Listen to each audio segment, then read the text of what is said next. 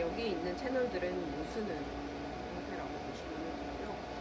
나중에 사실 부득이하게 우리가 P 같은 거는 그래도 블루레이 전원이 할 수 있잖아요. 그래서 지금 요 채널을 빼고 여기에 있는 그런 필터들, 맞는 필터가 있으면 여기다가 꽂아가지고 블루 레이저를 사용해서 P 디텍션을 할 수는 있어요. 그건 모든 사이토플렉스 지금 이제 설치되어져 있는 LF나 또 우리 필터 활용해서 써고 있잖아요. 하기 때문에 할 수 없는 경우에는 그렇게도 되고요. 자, 지금부터 이제 장비 구동시키는 소프트웨어는 사이트 익스퍼트 SRT라고 하는 회색 아이콘의 소프트웨어입니다. 저희가 그냥 일반 사이토플렉스는 파란 색깔 아이콘을 가지고 있어요. 그래서 이 소프트웨어도 우리 개인 PC에 따로 깔아놓고 그냥 무제한으로 다 쓰실 수가 있습니다. 그래서 안에 생긴 인터페이스는 똑같이 생겼고요. 여기에 솔터 기능은 좀 추가된 개념이라고 보시면 됩니다. 자, 여기서 제일 처음에 해줘야 되는 건 사이토메터라는 메뉴에서 시스템 스타터 프로그램인데요. 여기서는 우리가 턴온 턴오프도 있어요. 사실 더 이전에 해야 되는 거는 턴온 먼저 눌러놓고 소리가 이제 들리면 이게 동그라미로 이렇게 양쪽에 이렇게 센싱이 이루어지거든요. 그래서 이게 커넥션이 잘 됐다. 시스가 얼마만큼 있다. 웨이스트가 얼마만큼 있다. 이런 거거든요. 시스, 웨이스트, 그다음에 클렌징 솔루션 이렇게 되어져 있습니다. 그래서 제일 처음에 여기에 시스템 스톱은 여기에 큰 네모로도 나오고요. 제가 좀 전에 말씀드린 사이토미터 메뉴에서 시스템 스타트업을 누르시고 그래서 이거를 누르면 팝업창이 나와요. 그래서 팝업창이 나와서 노즐을 꽂아라 라고 나옵니다. 네, 그래서 이 노즐을 꽂아라는 여기 정면에 부분에 있습니다. 그래서 얘가 슬라이딩 도어로 되어져 있는 구성이고요. 손잡이를 잡고 당기면서 옆으로 밀어주시면 되고 여기에 가운데 문을 열면 세팅이 되는 공간의 모습이 볼 수가 있습니다. 그래서 여기에 제가 미리 꽂아놨는데요. 얘는 이렇게 홀더를 풀고 잡고 당기면 됩니다. 그래서 이 검정색 이 부분이 다 손잡이라고 보시면 돼요. 손잡이라고 보시면 되고 여기에 하얀 색깔 세라믹 이게 있고 그 안에 오링이 있고 그 가운데에 뚫린 점 하나가 있어요. 그게 100마이크로미터 크기의 구멍입니다. 그래서 얘는 이 구멍을 통과해서 나오는 물줄기를 가지고 솔팅을 진행을 할 거기 때문에 솔터는 100마이크로미터 노즐을 사용한다 라고 표현을 하고 있습니다. 그래서 얘가 이렇게 손잡이라고 생각을 하시면 되고 손잡이를 잡고 얘를 일직선으로 밀어주시면 돼요. 딸깍 소리 날 때까지. 그래서 잘 꽂혀지는 거고요. 이걸 제일 뺐다 꼈다를 많이 할 거예요. 그래서 실습 시간에 뺐다 꼈다를 해볼게요. 이렇게 하고요. 여기 밑에는 이게 이렇게 손잡이가 이렇게 되어져 있고 얘를 살짝 이렇게 당기면 윈도우라고 부르는 창문이 두 개가 있습니다. 그래서 얘는 라스트 어태치드 드랍 드랍이 잘 만들어져 있는지를 보는 개념인 거고 여기는 그래서 네 갈래로 잘 갈라지는지를 보는 화면 창이라고 보시면 돼요. 그래서 내려와서 여기에 전기를 통해서 갈라줘서 얘가 지금은 파킹이 되어져 있는 거고 가운데로 나올 거거든요. 거기서 솔팅이 이루어진다고 보시면 됩니다. 그래서 지금 스타트업을 할 때는 이 노즐을 꽂아라 라는 모습이었어요. 그래서 노즐을 꽂았고 얘는 처음에 저기 되어져 있고 눌러서 여기에 넥스트 누르면 이렇게 10분 들어가요. 그래서 이제 탱크에 압력을 채우게 되고 이제 디버블이나 프라이머 그런 걸 진행을 하고 하면서 스타트업을 진행하죠. 켰을 때 이미 꽂힌 상태지만 한번 깜빡. 아니요. 이제 다 끝나고 나서는 노즐만 빠져 있는 상태로 이렇게 노즐 케이스에 보관을 하게끔 되어져 있습니다.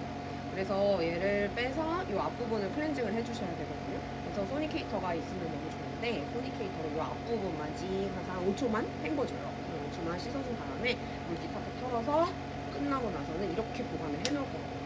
그래서 처음에 스타트업을 누르면 노즐 이것만 빼서 꽂는 것부터 시작을 해요. 얘네도 그럼 다 좀 클린하게. 맞아요. 네. 클린하게 유지를 시켜주시는 게 좋습니다. 그래서 두 개거든요. 노즐 케이스 여기 밑에 있는데 두 개가 제공이 되는 거라서 사실 이제 보통 맨날 쓰는 거를 진하게 쓰고 그다음에 좀 비상사태 너무 안 뚫리거나 막히거나 좀 고장이 났을 때 쓰실 수가 있어요. 얼마나 클린하게 바꿔야 돼?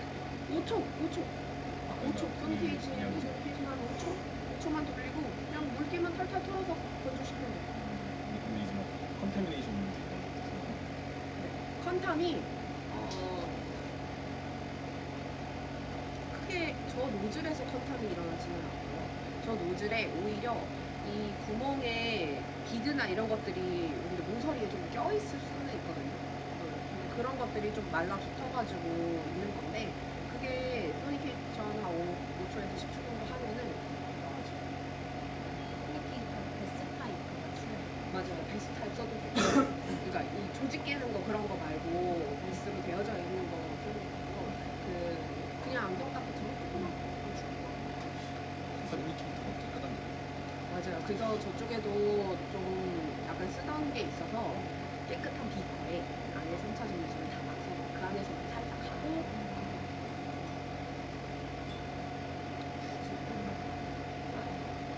그러면 사용 전에 한 번 더 메쉬를 해서 사용을 하는 것도 괜찮아요.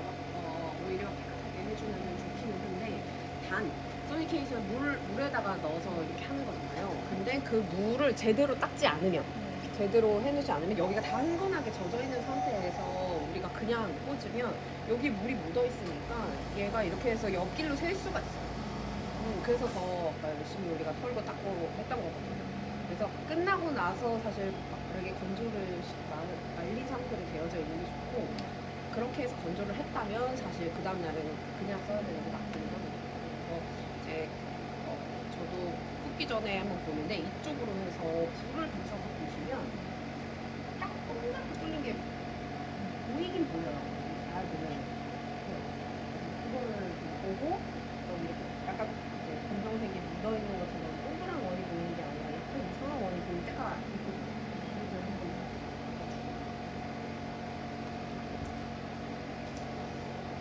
그렇게 하고 제가 여기에 화면에서 이거를 하이드를 누르면 다른 펑션들을 누를 수가 있는데요.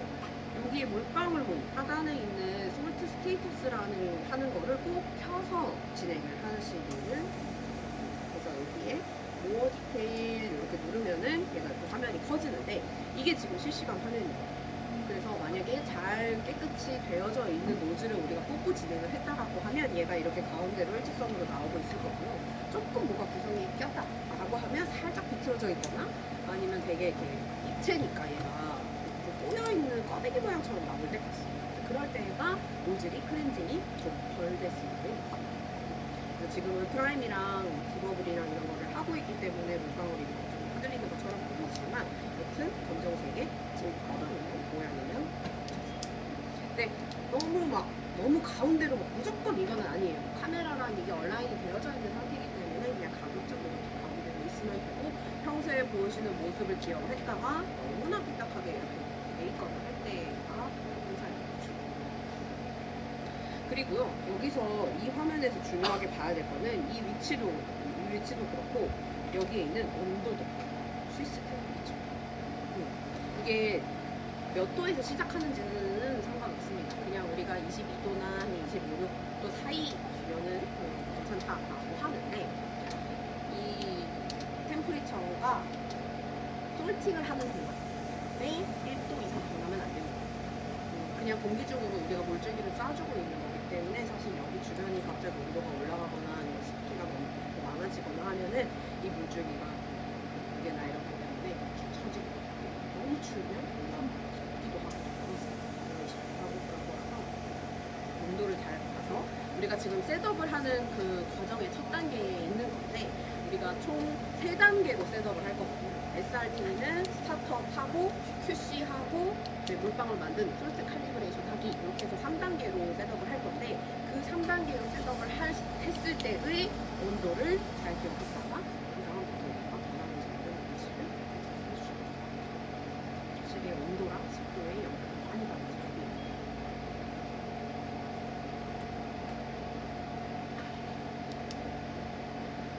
그래서 그래서 지금도 항상 교육 시에는 우리가 사람들이 많아지기 때문에 온도 때문에 이슈가 있기는 한데 아까도 처음에 켰을 때 24.4도 그랬어요. 점점 올라가는 거.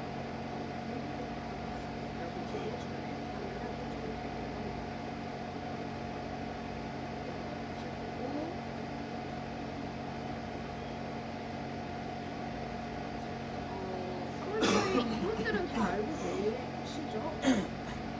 솔터의 이론들. 솔팅을 하는 방식.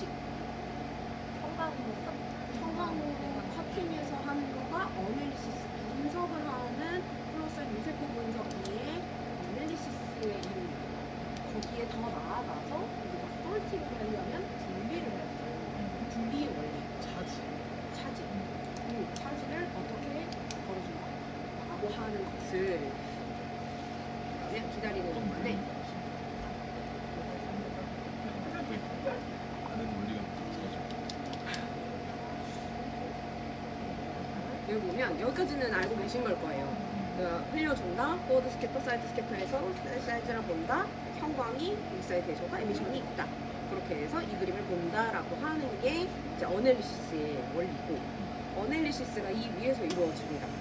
여기서 물줄기 쏴서 레이저로 쏘는 이 윗부분에서 이루어지고요. 분석이 된 다음에 내가 FITC로 염색된 게 어디가 나온다 라고 인지가 된 다음에 FITC는 왼쪽에다 보내고 P는 오른쪽에다 받아서 솔팅을 하겠다라는 명령을 내려야 되잖아요. 그 과정입니다. 그 다음에 이루어지게 되는데 지금 나오고 있었던 아까 그 물줄기 있죠? 그 물줄기를 우리가 일정한 주기랑 세기로 흔들어 줄 거예요. 잔 진동을 줘가지고. 그러면은 덜덜덜덜 떨리다가 얘가 물방울로 만들어질 거거든요. 근데 솔팅은 여기 밑에서 이루어진다고 보시면 돼요. 그러면 분석이 되는 곳과 분리가 되는 곳에 시간차가 있겠죠. 그 시간차를 드랍 딜레이라고 합니다. 그래서 장비는 분석됐다. 드랍 딜레이 3초라고 계산이 되어져 있으면 3초 후에 내가 원하는 방향대로 전기를 딱 각각 템포에 맞춰서 걸어야지 라고 하는 거예요. 자, 그러면 셀이 분석이 되고 여기에 그 드랍으로 만들어지기 바로 직전의 드랍, 물줄기랑 마지막으로 연결이 되어져 있다라고 해서 얘를 라스트 어태치드 드랍이라고 부르거든요. 그래서 분리를 하려고 하는 셀이 이 라스트 어태치드 드랍에 도착하는 그 순간에 물줄기 전체에다가 전기를 걸어요. 그러면 드랍 딜레이가 아까 3초라고 되어 있다고 했죠? 그럼 초록색 셀이 여기 와서 도착했음 하면은 3초 전기를 걸어서 플러스 40V 이렇게 줍니다. 물줄기 전체에다. 그러면 얘가 그 다음 순간에 방울이 됐을 때 초록색 셀을 머금고 있으면서 플러스 40을 띄고 있는 방울이 된 거예요. 그렇게 된 다음에 아까 은색깔 판 2개 있었죠? 거기 2개를 스쳐 지나가면서 거기 사이를 통과하면서 나는 플러스 40을 띄고 있으니까 마이너스 쪽으로 점전기에 의해서 휘면서 왼쪽으로 떨어져요. 그래서 솔팅은 원리라고 제가 이제 여쭤보기도 했지만 거의 대부분의 솔터는 정전기적 방식을 사용해서 솔팅을 하고 있습니다. 그래서 그 템포에 맞춰서 전기를 각각 플러스 40, 플러스 20, 마이너스 20, 마이너스 40 이런 식으로 네 방향으로 다르게 줘가지고 순식간에 지나가는 애들을 척척척척 솔팅을 하는 그 과정이라고 보시면 됩니다. 그래서 지금 SRT는 동시에 네 가지의 갈래로 솔팅을 할 수가 있고 지금 포항공대 저기 남한생 계신 그 안에 있는 아스트리스라고 큰 솔터 있잖아요. 걔는 6웨이로 솔팅을 해요. 그리고 통에 홈 구멍이 6개가 뚫렸어요. 그래서 좀 스펙이 차이가 나는 건데 얘는 4A라고 생각을 하시면 되고 그래서 여기서 중요한 부분이 그럼 얘가 규칙적인 그런 시간에 의해서 전기를 각각 딱딱딱딱 걸어줘야 되잖아요. 그러면 라스트 어태치드 드랍의 위치가 되게 중요한 거죠. 그 위치를 흔드는 게 온도랑 습도예요. 이 물줄기 자체가 습도를 머금어가지고 무거워지면 잔 진동에 의해서 떨리면서 만들어졌던 그 라스트 어태치드 드랍의 위치가 실시간으로 계속 변합니다. 그러면 전기를 걸어주는 그 3초의 템포가 계속 달라지니까 우리가 분석하려고 하는 애는 3초 만에 아직 덜 떨어졌는데 전기가 걸려서 딴 거를 솔팅해 가고 이런 식으로 해서 솔팅의 결과물 퓨리티들이 많이 나오게 됩니다. 그래서 이게 되게 중요합니다. 드랍 딜레이는 3초는 세팅 값이니까 아니면 내가 설정을 바꿨어? 매번 바뀌는 거예요. 아, 그 드랍 딜레이라고 하는 것의 계산을 지금 우리가 셋업 단계에서 2번과 3번 과정에서 시식을 하게 됩니다. 자, 그런데 여기에서 얘만이 가지는 특징이 하나 더 있어요. 지금 제가 일반적인 솔팅의 원리는 그 정전기적 방식에 의해서 꺾여져가지고 솔팅이 된다라고 말씀을 드렸어요. 근데 얘는 한 가지 기능을 더 추가를 한 게 뭐냐면 얘만 가지고 있는 기능인데 반대로 전기를 걸어서 할 수가 있어요. 그 반대라고 하는 게 뭐냐면 내가 솔팅에서 받고 싶은 건 전기를 안 걸고 그냥 떨어뜨리고 버릴 거에다가 전기를 걸어서 버리는 방식이에요. 그래서 걔를 그냥 내가 원하는 거를 그냥 다이렉트로 떨어뜨려서 받는다라고 해서 스트레이트 다운 솔팅이라고 얘기를 하고 있어요. 그래서 얘는 소프트웨어로 다시 돌아가서 보시면 솔팅을 할 수 있는 모드가 디폴트가 있고요. 스트레이트 다운이라고 하는 모드가 있습니다. 그래서 이 아이콘이 스트레이트 다운으로 바꾸면은 일직선으로 찍 해가지고 화살표 이렇게 되는 표시가. 그래서 모드가 두 개입니다. 그래서 마지막에 해놓은 모드에 따라서 얘가 이렇게 설정이 되어져 있거든요. 그래서 공동으로 쓰는 거다 보니까 여러분들도 와서 세팅을 하려고 할 때 얘가 디폴트로 잘 돼 있는지 스트레이트 다운으로 바뀌어 있지 않은지를 확인을 해주셔야 됩니다. 그러면 솔팅을 할 때 내 타겟 셀 기준 스트레이트랑 차지 중에서는 이렇게 셀 베어빌리티는 스트레이트 훨씬 더 좋나요? 아니면 그냥 차이가 없나요? 테스트를 해봤는데 만약에 싱글 셀로 솔팅을 할 거다라고 할 때는 스트레이트 다운이 조금 좋습니다. 조금 더 좋아요. 네네.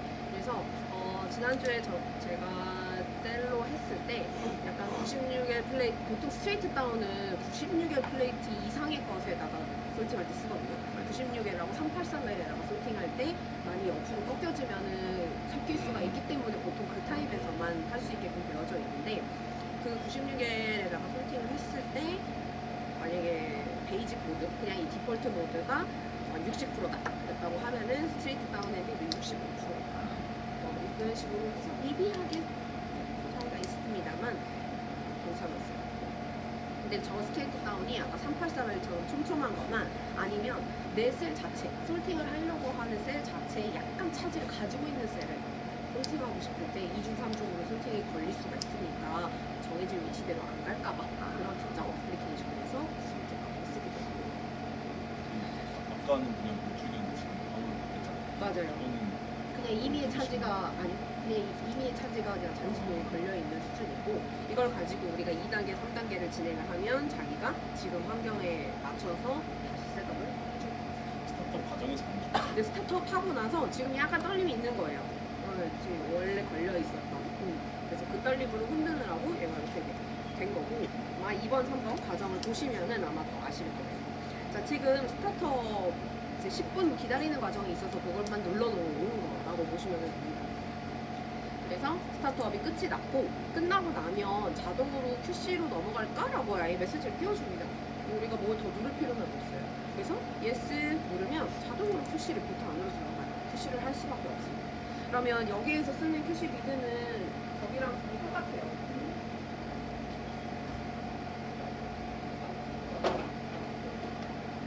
사이토플렉스에서 쓰는 리드랑 똑같습니다. 다 혼용해서 쓰는 거예요. 그리고 뭐 쓰던 게 있으면 아마 먼저 조금씩 그리고 사이토플렉스 모든 사이토플렉스는 QC할 때 만 넘버를 넣게 되어져 있죠.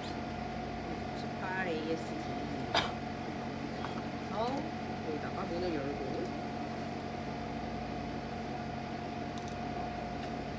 얘는 이렇게 넣어주고 닫고 만 넘버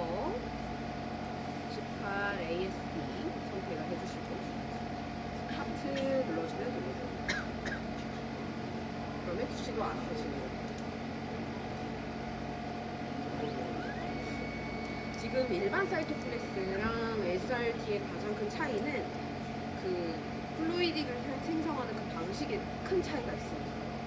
우리가 사이토플렉스는 그냥 펌프로 해가지고 누르자마자 그냥 이거 우르르 이렇게 나오잖아요. 얘는 펌프, 진공 방식이에요.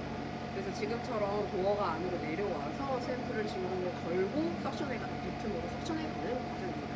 그래서 우리가 상대적으로는 배포가 많이 느려졌다고 생각하죠. 지금 걸고 여기서 진공 찡 걸린 다음에 얘가 여기서부터 여기까지 딜리버리 되는 시간이 필요하고 그래서 지금 이렇게 나오고 있고 큐시 비드니까 FS 스피커 하나고 그다음에 여기서 중요하게 보셔야 되는 거는 이벤트 퍼 세컨드 얘가 세 자릿수 이상이 나와요. 근데 지금 이제 뭐 비드를 해가지고 넣었을 때 2, 300이 나오는 거는 괜찮아요. 근데 80 이하, 70, 50 막 이런다라고 하면 좀 쓰던 비드라서 볼 수도 있고 아니면 비드를 안 섞고 상층액만 넣어서 볼 수도 있고 아니면 라인이 막혀서 볼 수도 있습니다.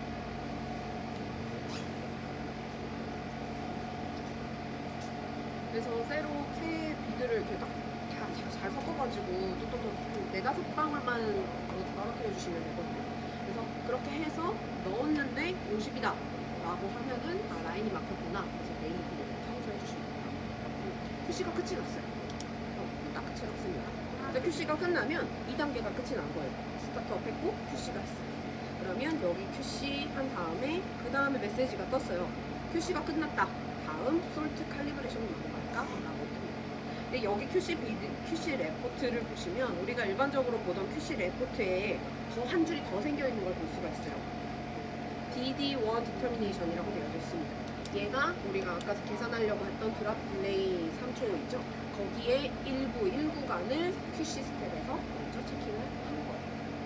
근데 만약에 이벤트 거 세트 막히면은 백플러스 백플러시로 해서 끌리면 그나마 조금 막혀 있었던 거고요. 그렇지 않으면 파란 색깔 클리닝 솔루션 넣어주거나 아니면 이제 비트라고 70 솔루션을 어떤 거? 컨트롤. 요 알려주죠. 이게 딥클렌즈 솔루션이거든요.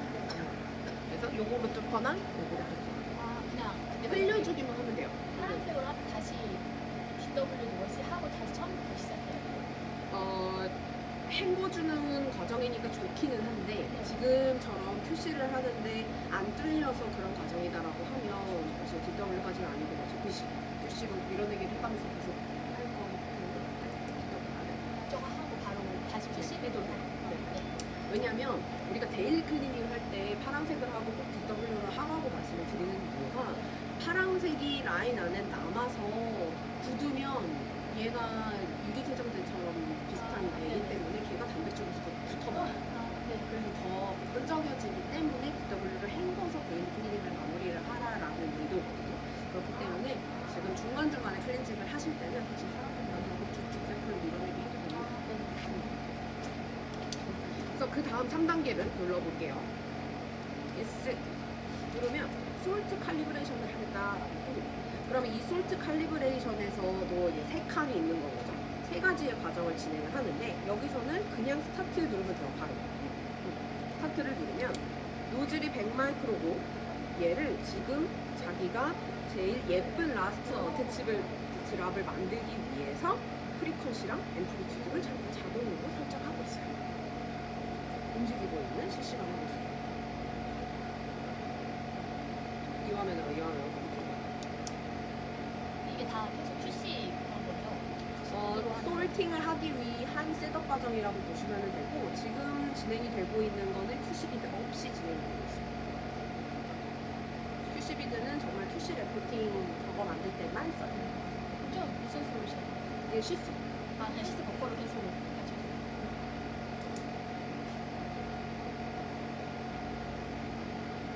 그래서 첫 번째 데모에서 드랍렛을 만든다 라는 거고요. 라스트 어태치 드랍을 얘가 정했어요. 요거라고 정했겠죠.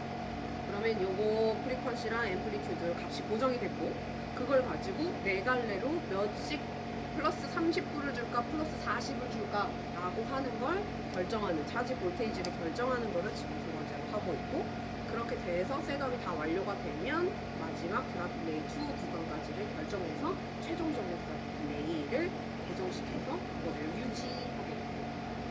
근데 저 궁금한 게 제가 처음에 안 들어가는데 드랍넷을 결정하는 기준은 뭐예요? 여기에 카메라로 위치를 대략적으로 저장을 해놨어요. 소프트웨어에다가. 그래서 그 화면으로 예쁜 그림이 나올 때까지 자동으로 프리컷이랑 앰플리튜드를 조정하고 있습니다. 저 밑에 빨간색 선을 네. 유저가 바꿀 수 있지 않아요? 맞아요. 이 선은 우리가 그냥 바꿀 수가 있고 얘가 셋업이 딱 되면 초록색 선이 생겼어요. 아. 자동으로 딱 초록색 선이 생깁니다. 라스트 어태치드라고 기준으로.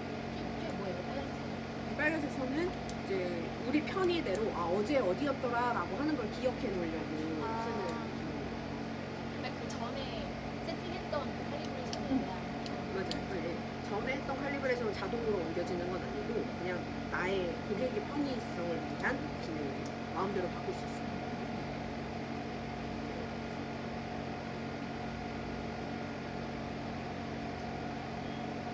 저건 항상 저위치인가요? 아니요? 아니요? 만약에 장비가 대부분 비슷한 환경에 놓여져 있으니까 사실 대부분은 비슷한 자리를 유지를 하기는 하지만 날씨에 따라서 주변의 이런 상황에 따라서 조금씩은 위아래로 달라집니다.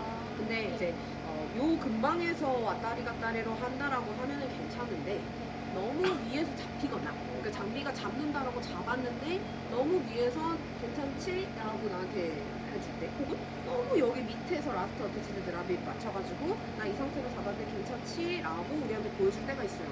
그러면 수상하다고 생각을 하셔서 뭔가를 디버브를 더 하거나 약간 주변 온도가 너무 높지는 않은지 이런 거를 상황들을 체크를 해서 가급적 요 가운데 내가 늘 보던 자리에 위치를 시켜줄 수 있는 다음에 솔팅 버튼을 눌러야 솔팅의 퀄리티를 잘 유지할 수 있어요. 저건 그냥 보기용이지 내가 기계한테 여기로 잡아줘는 못하는 거죠. 기계가 해야 하기 때문에 세팅 다시 돌리거나 것이야 이런 거. 맞아요.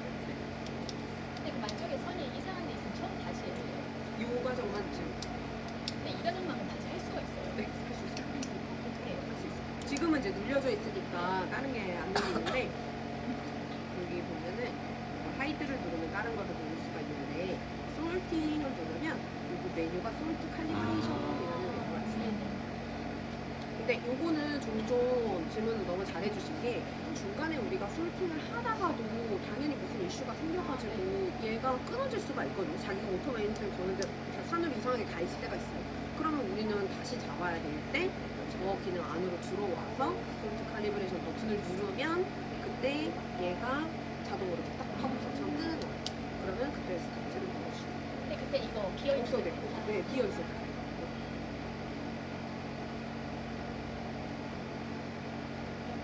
지금 온도 보세요. 어느새 26도가 됐죠. 24도씩 근데 여기 할 때마다 매번 이걸 세팅 한 번씩 해주고 오시는 네. 지금 우리가 하고 있는 과정은 여기에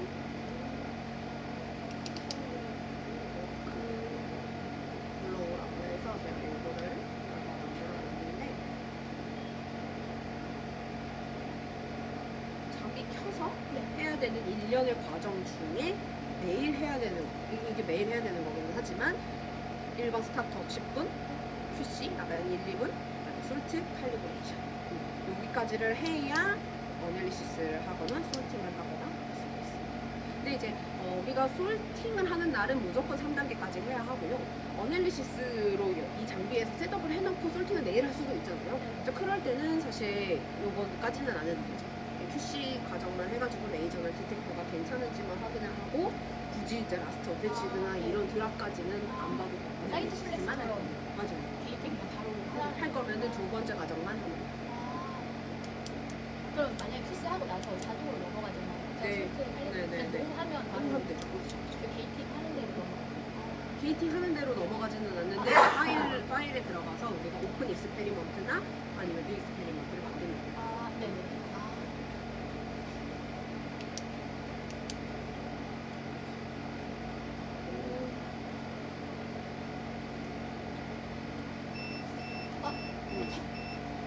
그럴 줄 알았어요. 온도가 너무 올랐죠. 저 온도가 이 길이 내의 온도예요? 챔버 온도예요?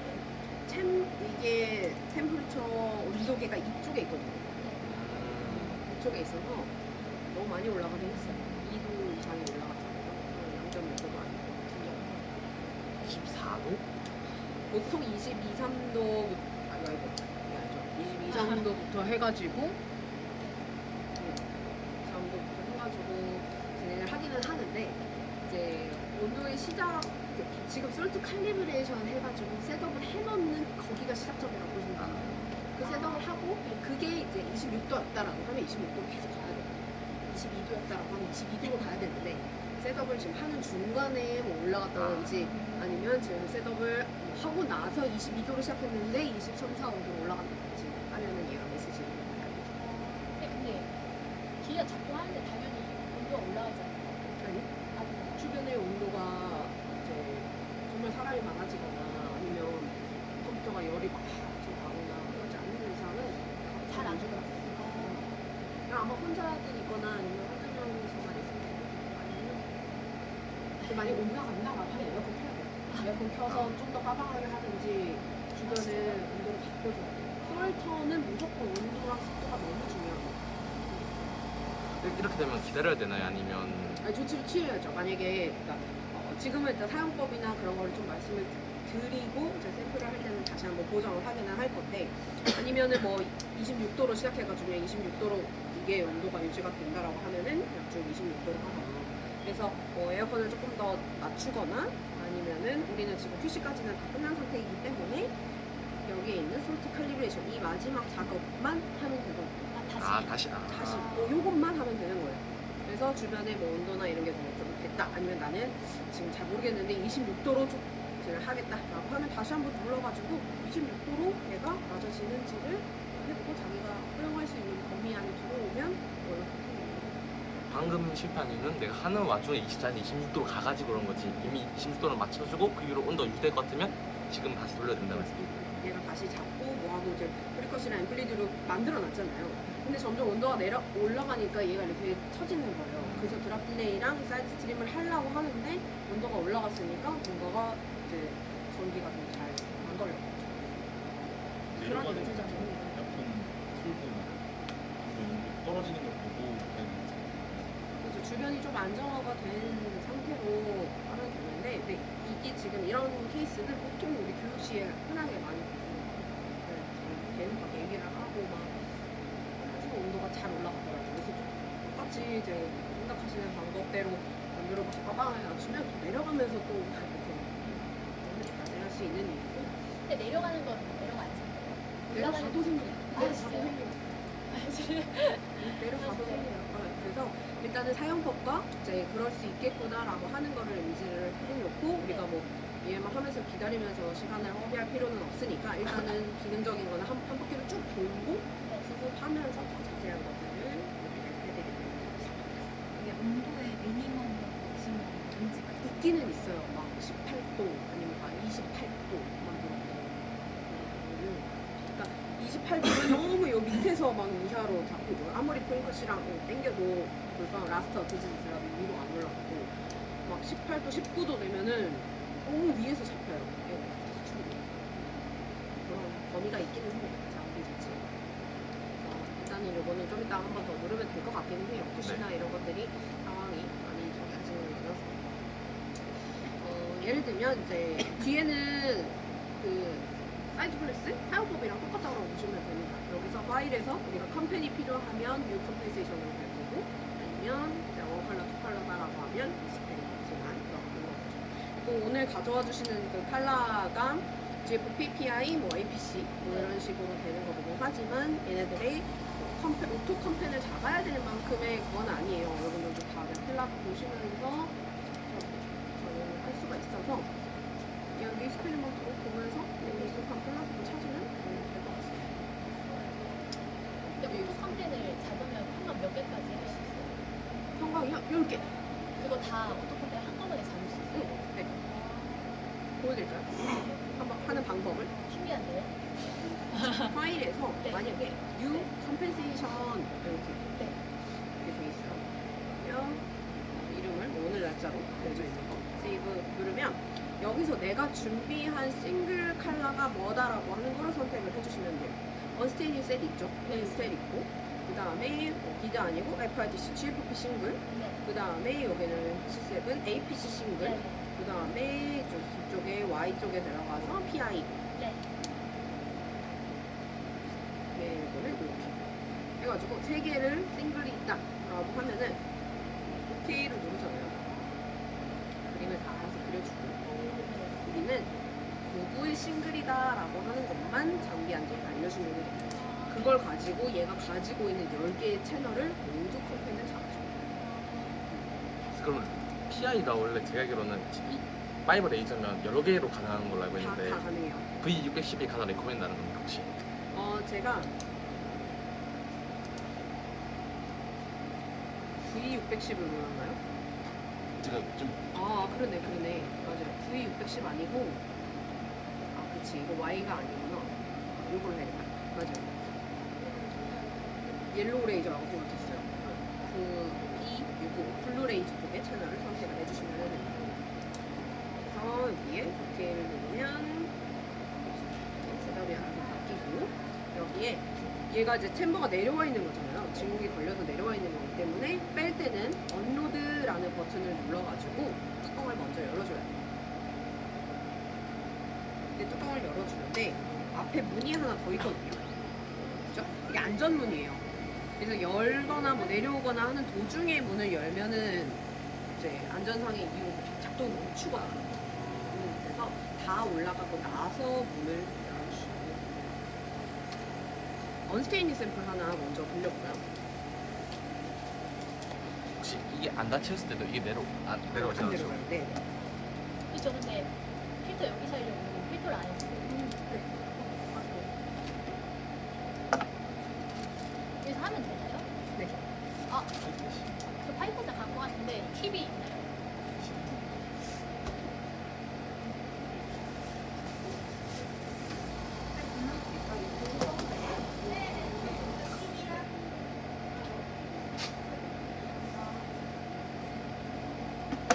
했어요. 아주 저 색깔 때는 안 팔리겠어요. 레티브 안 가봤을 때 저기 옷도 안돼 있어요. 위치 안돼 있으니까.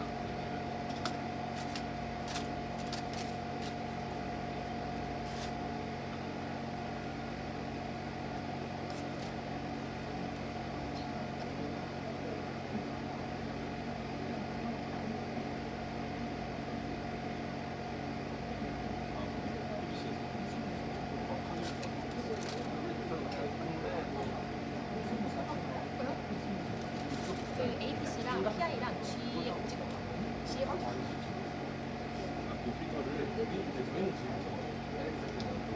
지금 하시면 될 것 같아요. 쓰고 다들 문제가 없으니 이렇게 하는 거겠지. 여기다가 네, 열어 할게요.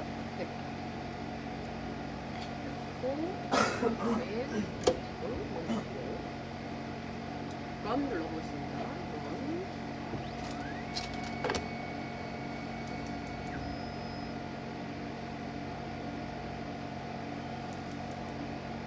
이제 기다려줘. 진공이 걸리고. 근데 만약에 제가 오토 컴pen세이션을 안 하면 다 플러스 하나는 그려야 돼요. 얘는 자동으로 그림을 그려주는 근데 히스토그램으로 그냥 그려주는 거죠. 이제 올라가고 이벤트가 뜨기 시작하면 우리가 이제 세팅을 해주면 돼요. 여기서 제일 처음에 해줘야 되는 거는 어퀴지션 세팅을 눌러서 우리가 맞춘 QC 게인 값을 시작으로 모든 장비 QC 게인 값도 시작을 하는 거고요. QC 게인으로 찍으면서 플랫을 보시면 스케일이 부족하죠. 그래서 스케일 눌러서 얘를 부족한 만큼 1000 Y축 1000 올리고 저는 뭐 처음부터 1000으로 올리기도 하고요. 아니면 뭐 이럴 때는 아예 그냥 얘를 1000으로 올려놓고 한번 봐가면서 얘를 3 뭐 이런 식으로 하기도 하고요. 아니면 이럴 때는 1000으로 얼마인지는 모르겠으니까 일단 1000으로 해놓고 우리가 보려고 하는 이 뷰 있죠? 이 뷰만큼을 줌인으로 뒤에서부터 이렇게 당겨서 봐요. 이렇게 하면 얘가 3전, 뭐 2.5배, 뭐 2.5배 정도? 이렇게 해가지고 좀 더 빠르게 세팅을 할 수 있더라고요. 그래서 저는 스케일과 줌인을 그렇게 좀 사용을 하는 편이고 주민이 그럼 자동으로 맞춰지는 거예요? 네, 자동으로 스케일을 맞추는 거예요. 자, 그리고 여기에 이제 자동으로 그려져 있는 요게 있거든요. 선택 잘못했네. 자, 지금 보시면 R660을 클릭해 놓은 상태로 제가 런을 눌러놨어요. 언스테인. 맞아요. 언스테이닝이니까 언스테이닝을 누르고 런을 눌러줘야 됩니다. 그러면 지금까지 했던 방법은 똑같고 여기에서 지금 이 빨간색 오각형은 자동으로 그려져 있는 거라서요. 여기 모서리를 추가할 수도 있고요. 이걸 동그라미 만들 수도 있고 아니면 크기를 바꿀 수도 있습니다. 왜 이 모양으로 준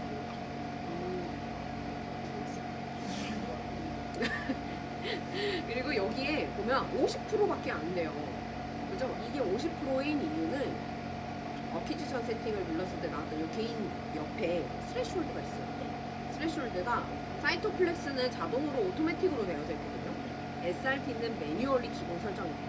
무조건 여기서 스레시홀드를 임의로 설정을 해서 좀 자르는 거를 권장드리고 있어요. 소프트웨어에서. 근데 왜요? 뭘 자르는 거예요? 여기에 보면은 이 밑에 있는 영 모서리에 있는 데브리스 영역에 있는 애들 있죠. 얘를 스레시홀드 아이콘을 통해서 이렇게 커팅을 해가지고 잘라주셔야 돼요. 근데 잠깐 이해가 안 돼. 왜냐면은 저희 사실 폴리곤을 잡을 때 그냥 그 가장 메인 파퓰레이션만 이렇게 지정해서 가잖아요. 맞아요. 저렇게 잘라줘야 되는 이유가 지금 여기에 퍼센테이지를 보시면 80%로 올라왔어요. 우리가 만약에 선생님이 의문을 가지신 것처럼 우리가 여기를 P1으로 게이팅을 해놓고 P1에 10,000개다라고 할 거면 사실 크게 자르지는 않아도 돼요. 아, 네네. 네, 그러면 어차피 올 이벤트가 10만 개 되지만 P1은 10,000개라서 괜찮을 건데 보통 우리들이 여기서 레코딩을 할 때 올 이벤트에 10,000개 이렇게 찍으니까 데브리스가 이런 것들이 잘려져 있지 않은 상태에서 50% 있는 메인을 토탈로 해서 만을 찍어버리면 데브리스 5,000개 찍고 메인셀 5,000개 찍고 얘가 끝나버리거든요. 아, 그래서 QC 때, 요때만 말씀하신 거예요? 아니요, 전부 다 어떤 실험을 할 때든 네, 아. 내가 레코딩을 하려고 하는 그 순간에 그 목적 때문에 스루슈드를 말씀을 드리기는 하는데 거기에 저는 또 하나 더 의미를 두고 있는 게 장비가 지금 스레숄드를 찍어서 스레숄드를 커팅해서 이 작은 셀들 안 찍고 나는 데이터화 시키지 않고 그냥 다 버려라 했잖아요. 장비가 보는 이 FSC가 보는 윈도우가 있어요. 만약에 스레숄드를 자르지 않으면 만약에 데브리스가 많은 셀들이어가지고 50대 50으로 나오잖아요. 그러면 장비는 이 50도 계속 찍으려고 윈도우를 되게 넓게 잡아요. 그러면 데브리스에서 나오는 오토플로레센스들 있죠. 그런 것들이 다른 셀들에 계속 영향을 있기 때문에 가급적 내가 아닌 거는 제외를 시키고 내가 보고 있는 지금 7세리건 캔서든 이런 거에 윈도우가 초점을 맞출 수 있도록 스레숄드를 자르는 거를 얘기를 드려요. 그래서 사실 이벤트 수만 가지고 봤을 때는 선생님이 말씀하신 것처럼 불필요하기는 하고 안 해도 되는 과정이기는 한데 조금 더 예쁜 그림, 조금 더 예쁜 컴pen세이션 샘플, 그다음에 칼라 간섭들 그런 거를 할 때 스레숄드를 한번 먹인 애들이 결과가 훨씬 예쁘기 때문에 한번 더 안내드리고 있습니다. 근데 그럼 사이트 플렉스로 같은 샘플 원하는 수 있어 하면은 결과가 무조건 달라요? 무조건 다르다라고 하는 게 어떤 여기는 스레시홀드가 이렇게 오토로 돼 많이 있어요. 안 되어 있잖아요. 네, 오토로 돼 있어요. 그러면은 그 모집단이 좀 달라지는 네, 거잖아요. 네, 네. 결과가 달라지는 거예요. 만약 샘플을 찍었을 때. 같은 샘플을 찍었을 때 예를 들어서 셀 데스 뭔가 약물을 처리해가지고 내가 죽어가는 과정을 보려고 할 때 스레숄드가 오토로 돼 있으면 내 샘플의 대다수를 차지하고 있는 샘플들이 바뀌는 거잖아요. 쌩쌩한 거를 많은 거는 얘가 오토로 스레숄드를 여기가 메인이구나 그래서 얘 여기에 크기를 잡아주고 있다가 어떤 데브리가 많이 섞여져 있는 애가 오면 좀 작은 것들이 좀 많은데 50%인데 하면은 스레숄드를 좀 자기가 낮춰요. 그래서 데브리도 많이 보일 수 있게끔 이렇게 해줘요. 그러면 얘가 토탈로 찍고 있는 셀의 개수들이나 아니면 메인으로 보고 있는 윈도우가 조금씩은 다를 거기 때문에 그거에 의해서 결과가 다르게 나올 수는 있죠. 가능성은 있습니다. 그래서 제가 그거에 대한 변수를 여러분들께 인지를 시켜드리고 그거에 따라서 여러분들의 목적에 따라서 스레숄드를 해도 되고 안 해도 돼요. 그리고 하거나 안 했을 때 결과가 다를 수도 있고 사실은 안 다를 수도 있어요. 그래서 제가 뭐 딱 정답이 이겁니다라든지 아니면 절대 다를걸요? 꼭 써야 될걸요? 이렇게는 저희 플로어에서는 절대로 말씀을 못 드리니까 이제 그런 부분을 인지를 해서 유난히 자꾸 여기 작은 것만 아까 여기 50으로 찍었을 때 여기 파퓰레이션 메인 파퓰레이션이 되게 다트가 희미했어요. 여기만 엄청 진하고 그러면은 좀 초보자분들은 여기가 메인을 진하게 찍히기 때문에 걔만 스케일로 잡아가지고 얘를 이렇게 메인 게이팅을 하거든요. 오류가 나올 수 있어요. 아, 네. 이렇게 되고 좀 네거티브니까 다 피크 앞쪽에 네거티브 피크들이 10의 4승 안쪽에만 있으면 다 괜찮습니다. 네거티브 세팅 끝. 그 다음에 그리고 네, 그러면 이거 오토 컴pen세이션 하면 각각의 샘플 다 한 번씩 이거 컴pen세이션 돌려놓고 개입할 때 다시 한 번 더 찍어요. 저기 멀티만 하면 돼요. 마지막에. 셀수가 네, 적당한지 네. 모르겠어요. 네, 그 싱글은 어차피 컴팬이나 우리 이런 셋업 잡기 용이기 때문에 지금 컴팬으로 다 돌리고 다시 안 찍어도 돼요. 아, 우리가 그러니까 런을 하고 나서 스톱을 누르면 사이트 플렉스는 다 자동으로 저장을 해주잖아요. 그래서 우리가 뭐 셀량이 모자라가지고 컴팬을 하다가 셀이 다 끝났어. 그렇지만 컴팬 파일에 모든 다 저장돼 있는 거거든요. 그래서 그 익스페리먼트 그냥 여기다가 이렇게 들어오면 아, 그래서 그냥 이렇게 하면 돼요. 그다음 뭐 해야 돼?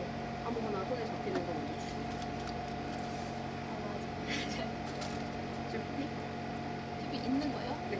아니, 그 샘플 하나여가지고 아, 그 마지막에 맞아. 그럼 이번에 1대1 믹스처 PI 할게요.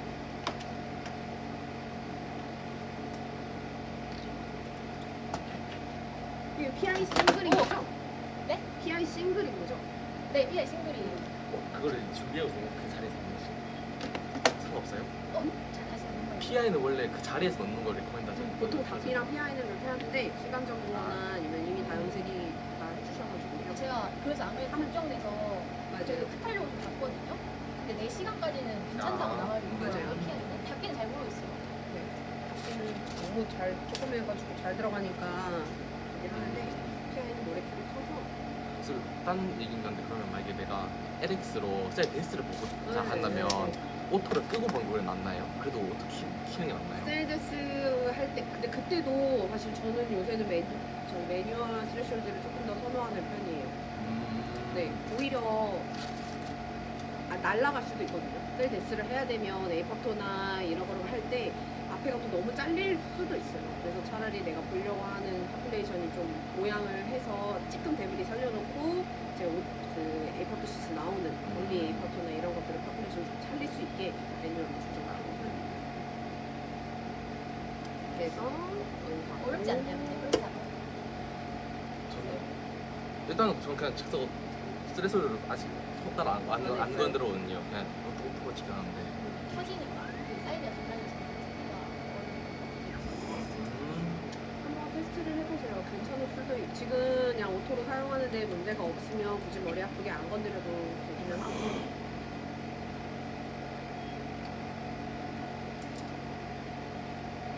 스타트 누르시고 이거 닫으시면 아니요. 닫고 런을 눌러야 돼요. 네. 그리고 열려있는 상태로 런을 눌러도 문다 따라라.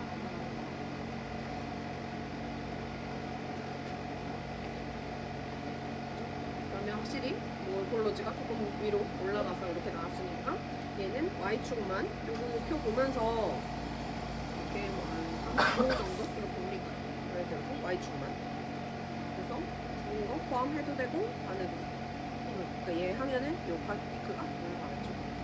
얘는 요거 열려져 있는 상태에서 다른 그림 선택하면 요거 스케일 바꾸실 수 있는 거 알죠?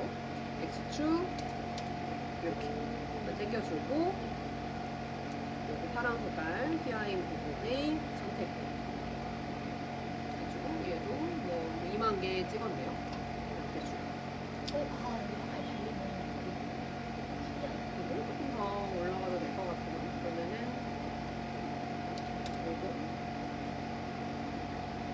그러니까 지금은 단지 찍혀져 있는 거에서 스케일만 우리의 뷰만 고정을 하면서 하는 거기 때문에 게인 값을 바꾸면서 오늘 게이팅을 바꾸면 항상 오른쪽 버튼을 눌러서 어플라이 시켜주시면 원스테이닝이 이랬고 PI는 이랬고 그 다음에 언로드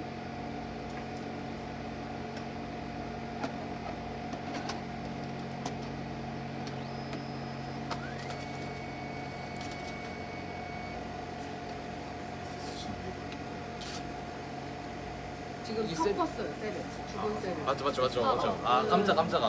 왜요? 1대1로 셀을 섞어서 좀 죽여가지고 섞었어요. 일부러 이거 이렇게 보이려고. 네. 근데 그거 PI나 라이브를 잡을 때 일부러 죽이는 게 낫나요? 아니면 그냥 하는 게 낫나요? 목적에 따라서 다릅니다. 지금처럼 컴패니 목적으로 죽었을 때 PI가 나왔을 상황을 만들어서 걔가 다른 컬러에 얼마나 영향을 주고 있는지를 보려고 우리가 컴패를 하는 거기 때문에 이때는 꼭 포지티브가 나올 수 있게끔 샘플을 만들어서 보여줘요. 그 오히려 좋네. 싱글은 그 컴펜 이렇게 만들고 내 네. 샘플 만약 그 정도 안 주고 있으면 안 주고. 오버 컴펜 되진 않나요? 아니요. 왜냐면 PI가 나오지 않았기 때문에 음. 나오지 않았기 때문에 어차피 생생한 네거티브 존에 우리 셀들은 있을 거고 그걸로 우리가 원하는 게이팅을 보는 거기 때문에 아, 근데 저 이제 그거 라이브에 PI 할게요. 이거 tipo.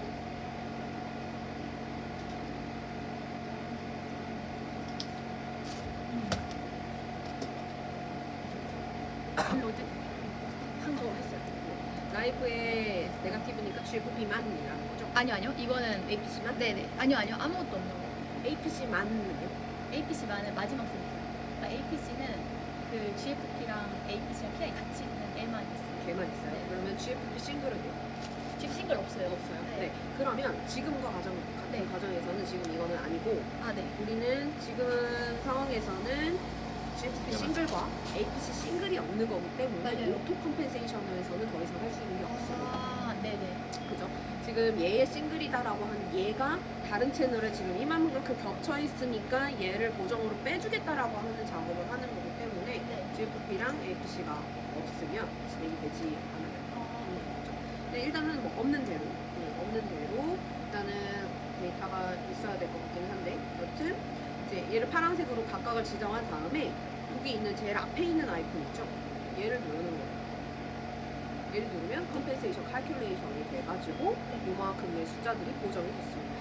아, 네, 그래서 원래는 각각을 다 넣었으면은 그 채널에 맞춰서 얘도 숫자가 나오고 얘도 숫자가 나오고 해가지고 10개의 컬러가 모두 숫자가 찌글찌글씩 다 나오는 상태로 끝이 날 텐데 지금은 이제 이 컬러 윗부분에 대한 PI만 다른 컬러들에서 어떻게 되는지가 보여드립니다. 그리고 이제 그거를 파일에서 이제 뉴 익스페리먼트로 가서 실험 찍어볼게요. 여기에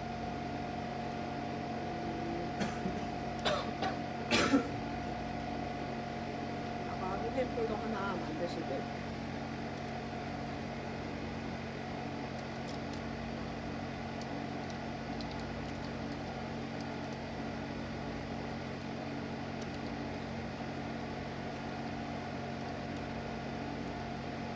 진짜 별건 아닌데 PI 아까 아래 조금 남아있는 거 안장 보시는 분 보통 컴페니한테 그것도 너무 써서 쉽게 했어요.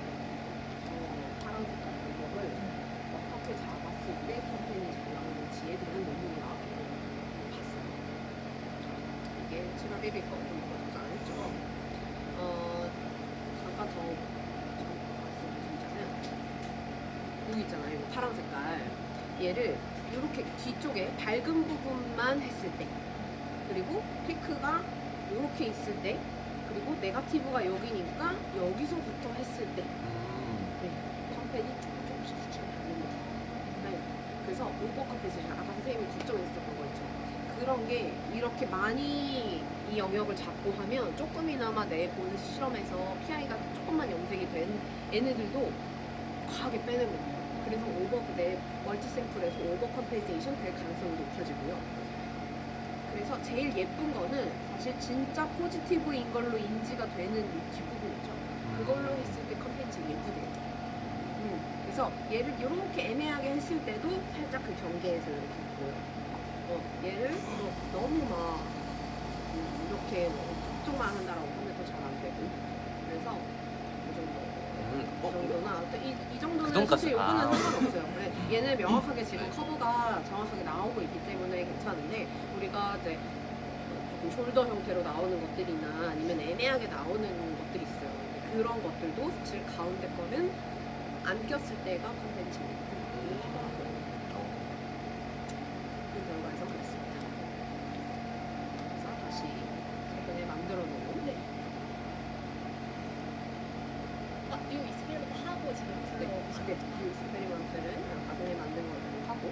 여기서 우리 원래 보던 그림 그리면 돼요.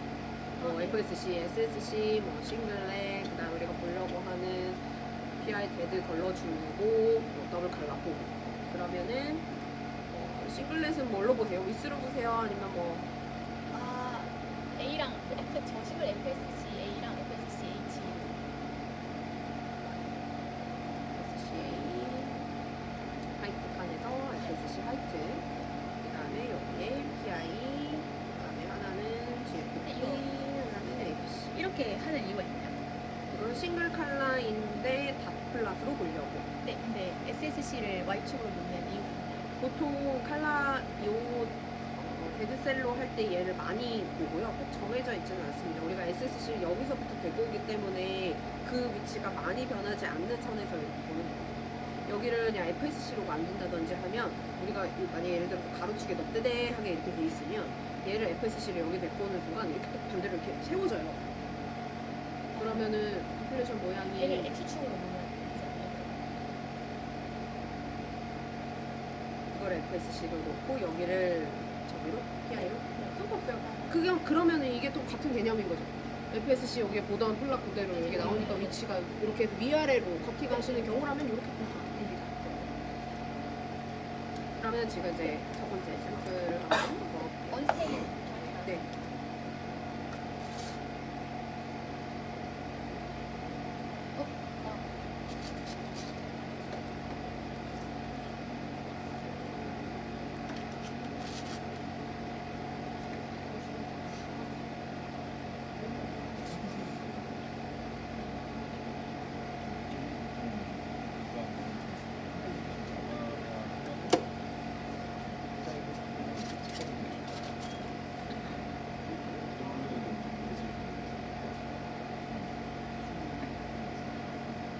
어디로 있습니다. 그러면 처음에 과정은 똑같아요. 아까 오피지에서 팬트리에서 만약에 이게 흔들려 있으면 그거는 부시게임부터 시작을 하시고 그다음에 축이 근데 지금 10의 6승으로 디폴트가 돼 있을 거니까 보통 뒤로 넘쳐나 있겠죠? 근데 만약에 오토 안 했으면 TC 게임부터 다시 네, 그렇죠. 그래서 원래 오토를 하고 나면 제일 처음에 하는 게 아까 만든 매트릭스를 불러오는 것부터 합니다. 오토 하는 게 더 복잡하긴 하고 싱글스 때는 다 그래서 지금 컴팬이 많이 안 겹쳐 있는 샘플이라고 하면 그냥 여기서 이거 보면서 여기서 조금 내리면 그만인 거여가지고 한 5배씩만 사실 컨텐츠 직접 하는 거 보고 싶긴 해요. 왜냐면 PI랑 GFP 팬들은 좀 화장 때문에 치는 것 같고요. 그럴 수 있죠. 그러면 이제 GFP 싱글이 있었어요. 근데 그거 없으면 그냥 매뉴얼로 이렇게 해도 괜찮지. 할 수 있어요. 지금 한번 이렇게 플랫을 보면서 한번 만들어 볼게요.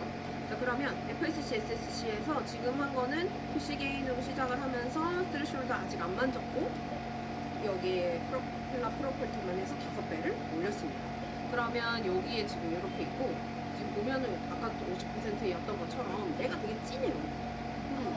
그래서 이제 저는 거의 습관적으로 이제 자르게 되는 거긴 한데 이렇게 해가지고 나의 메인 파플레이션을 이렇게 해서 찾고 한 50% 정도 이렇게 되고 만약에 뭐 안 자른다라고 하면은 여기로 넘어가서 P1 그러면 H 여기도 Y축이니까 한 5배 정도 올려주시고 싱글 잡고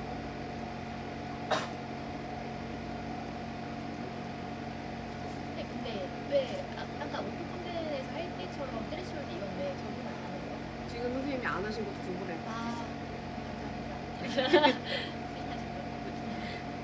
P2 그래서 얘가 네가티브잖아요. 네네. 네가티브니까 여기 밑에 있고 나중에 이제 올라가면 여기 위에 있겠죠. 하고 얘 P2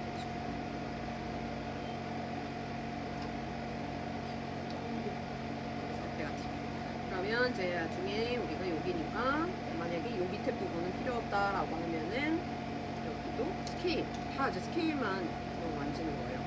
내가 필요한 영역대만.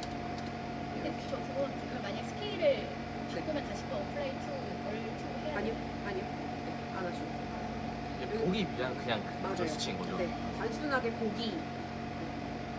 오른쪽 버튼으로 플랍 타입을 수동으로 바꾸면 스케일을 잘 했는지 볼 수가 있고요. 여기서 얘도 싱글렛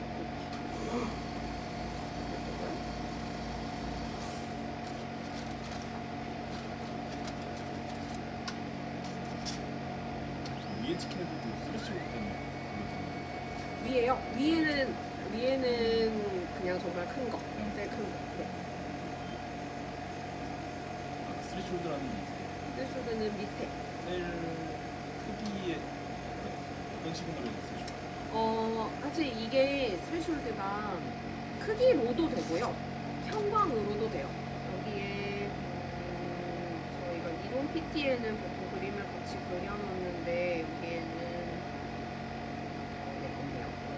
있는데 상관별이 나중에 좀 인터넷으로 제거하고 여기에 스레숄드가 새로운 튜브를 만들어 볼게요. 지금 채널이 기본 스레숄드가 FSC의 스레숄드가 설정이 되어 있어서 그렇지, 만약에 내가 초록색을 기준으로 스레숄드를 한다라고 하면 이 형광에서 스레숄드가 코팅되는 거라고 보시면 돼요. 얘를 여기서도 아까 자를 수 있지만 여기서도 자를 수가 있고, 그래서 상대적인 비교이기 때문에 내가 크기로는 잘 작은 거 안에 들어있을 것 같은데 그래도 뭔가 형광으로 확실히 되고 안 되고가 나올 거야 라고 한다라고 하면 형광을 기준으로 스레숄드를 잘라보면 확실히 이제 밝은 것들만 살아남아서 보여지게 됩니다. 근데 형광으로 그거 FSC는 확실히 인터넷으로 해서 나중에 좀더 메인 퍼플레이션으로 바꿔서 한다는 걸 알겠는데 형광을 트레스홀드로 하는 게 좀 잘 와닿지가 않아요. 근데 나중에 엑스로는 나오죠. 네네. 엑스로는 크기가 작잖아요. 크기가 작으면 FSC, SSC를 이제 로그 스케일로 들어가서 작은 네네. 스케일로 들어갈 거고, 엑스좀은 크기가 작으니까 형광도 아무리 얘가 쨍쨍해 봐야 셀에서 나오는 디막의 파퓰레이션이 디막에 염색되어져 있는 밝기보다는 자연할 거거든요. 그럴 때는 얘의 그 디만 그런 희미한 색깔이나 얘의 쨍한 색깔이 구별이 안 될 수도 있어요. 그래서 형광 기준으로 완전 이렇게 되지 않나요? 달라이 되지 않나요? 크기가 엑소점이 너무 작으니까. 근데 형광 밝기로 저거를 하면은 완전 더 이렇게 달라지잖아요. 사실. 그래서 형광을 삼을 때가 그럴 때예요. 형광으로 잘랐더니 명확하게 색깔로 구별이 된다라고 할 때 스레숄드 기준을 형광으로 가져가는 거예요. 만약에 사이즈만 가지고 하잖아요. 그러면 선생님이 보려고 하는 이 엑소점이나 작은 거에 셀 데브리나 이런 거 너무 작은 것들이 크기가 비슷한 애들이 몰려있기 때문에 실제로 얘가 형광을 띠고 있는 엑소점인지 데브리스의 셀 크기인지 크기로는 가늠이 애매할 때가 있거든요. 네네. 그래서 그럴 때 내가 확실하게 알고 있는 칼라로서 기준을 삼아버린다고 하면 칼라가 나오는 엑소점의 작은 크기가 어디에 분포하는지를 영어로 찾을 수가 있어요. 그럴 때 써요. 근데 트레이닝을 해버리면 잘못해버리면 밑에 그 엑소돔의 맞아요. 네네. 맞아요. 그래서 작은 형광을 어느 정도까지를 내가 스레숄드를 잡겠다라고 하는지 그때 기준을 새로 삼아야 돼요. 그냥 데브리스만 네. 트레스홀드 네네. 제거하고 네. 근데 엑소점 찍을 때 셀이랑 같이 있나요? 엑소점만 따로 안 찍고? 제가 몰라가지고. 있지 않나요? 아, 분리가 안 돼요. 원래는 너무 크기가 작으니까 VSC로 세팅을 해가지고 만약에 100나노나 아니면 200나노 수준까지는 사이토플렉스에서는 두 개를 같이 찍을 수 있는 범위 안에 조금 이렇게 각각의 경계로 들어오기는 해요. 근데 150 이하, 100 이하짜리랑 셀을 같이 플랍에 놓기에는 너무 가깝게 있거든요. 이 엑소돔만은 찍을 수 있어요? 나도? 얘는 엑스조만 찍었어요. 진짜요? 근데 사이트플렉스도 사이토플렉스가 지금 LX로 바이올렛 레이저를 가지고 있기 때문에 바이올렛 레이저를 이용한 SSC에서 150, 200나노는 충분히 찍히고 200나노는 SSC도 충분히 찍히고요. 지금 베크만에서 사이토플렉스 나노라고 해가지고 신제품이 나오기는 했지만 걔는 50, 최소가 40이거든요. 40. 그래서 우리가 EV가 라지 EV가 100인 거지 그냥 EV로 돌아가면 다 그렇게 뜨잖아요. 40이잖아요.